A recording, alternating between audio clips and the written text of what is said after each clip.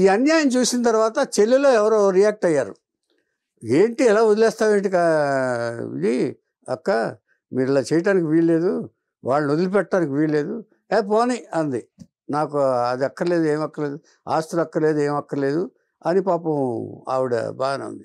కానీ పక్క వాళ్ళు ఊరుకోలే అని కేసు వేయించారు. సంతకం పెట్టించి ఆయన ఎలా చేశారు, ఈ వచ్చి కోర్టులో కేసు వేశారు. ఇది నా సంపాదన, నా స్వార్జితం అని ప్రూఫ్స్తో సహా ఉంది. నేను ఆర్టిస్ట్ అని తెలుసు. ఇదివరకు వాణిశ్రీ గారికి కూడా అలాగే వచ్చింది. వాణిశ్రీ నమ్మకం ఏంటన్నారు. ఆ తర్వాత అగ్రిమెంట్ చేసి అది చేశారు కదా. అలాగే సాక్ష్యాలన్నీ చూపించి అంచేతంటే ప్రజలందరికీ తెలిసిందే. ఎంచేతంటే బహుభాష అన్నట్టు ఆవిడ కాంచన గారు. కాంచన గారి నుంచి కోర్టు జడ్జీలకు కానీ ఎవరికి కానీ తెలుసు కాబట్టి ఆవిడ పట్ల కొన్ని ఏళ్ళు జరిగిన తర్వాత ఆ పినతండ్రి కొడుకు మీద, వీళ్ళ మీద, అందరి మీద వేసింది కోర్టు కేసు. నా ఆస్తి నాకు ఇప్పించాలని, నాకు న్యాయం చేయాలని. ఆ బిల్డింగ్ నేను కట్టుకున్నాను గిరి రోడ్లోది. ఆ బిల్డింగ్ నాకు ఇప్పించాల్సింది, నా క్యాష్ నాకు ఇప్పించాల్సింది అని చెప్పి వేశారు. అదే క్యాష్లో కొంత ఇదైనా డిస్టర్బ్ అయినా ఈ బిల్డింగ్ మాత్రం ఆవిడకి రాసిచ్చారు.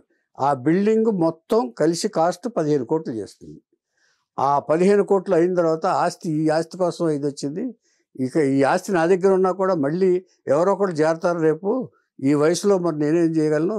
అంచేత నాకు ఎవరూ లేరు వారసులు, నేను ఇవ్వదగిన వాళ్ళు ఎవరూ లేరు, వీళ్ళు అన్ఫిట్ అయిపోయారు. వీళ్ళు ఉంటే వీళ్ళందరికీ రాసేసేదాన్నేమో. అందుకని ఇక నాకు ఆ భగవంతుడు ఇప్పించాడు కాబట్టి ఆ భగవంతుడికి ఈ ప్రాపర్టీని ఇచ్చేస్తానని చెప్పేసి ఆ బిల్డింగ్ మొత్తాన్ని, బంగ్లా మొత్తాన్ని 15 కోట్లు విలువ చేసే బంగ్లా స్థలం అక్కడ మెయిన్ రోడ్ మీద, అది గిరి రోడ్లో పెద్ద 3 అంతస్తులు ఎంత ఉంది. దాన్ని తిరుమల ఒక ఆస్తి వచ్చిన వెంటనే తిరుమల దేవస్థానానికి వెళ్ళి వాళ్ళకి అగ్రిమెంట్ రాసేసి ఇచ్చేసింది. అంచేత ఈ వీళ్ళు కూడా ఇతను ఎవరో బాపట్లలోనో ఎక్కడో అన్నారు ఇక్కడ తీసుకెళ్ళి మొత్తం అక్కడ ఫ్లాట్లు కట్టుకున్నాడంట.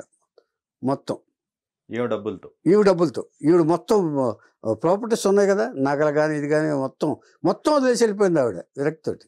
కానీ ఫైనల్ గెలుచుకున్నారు. గెలుచుకుని ఆవిడ ఇచ్చేసింది. ఈ డబ్బు ఇంకేం చేస్తుందో రేపు ఉత్తర అని టీటీడీకి ఏం చేద్దంటే మరి తల్లిదండ్రులే చేసినప్పుడు మిగతా వాళ్ళు పక్కన చేస్తారు కదా. అంత బిల్డింగ్లో ఒక్కటే ఉండలేదు ఆవిడ. అది కాంచన గారి ప్రాపర్టీస్ మొత్తానికి ఫైట్ చేశారు ఆవిడ.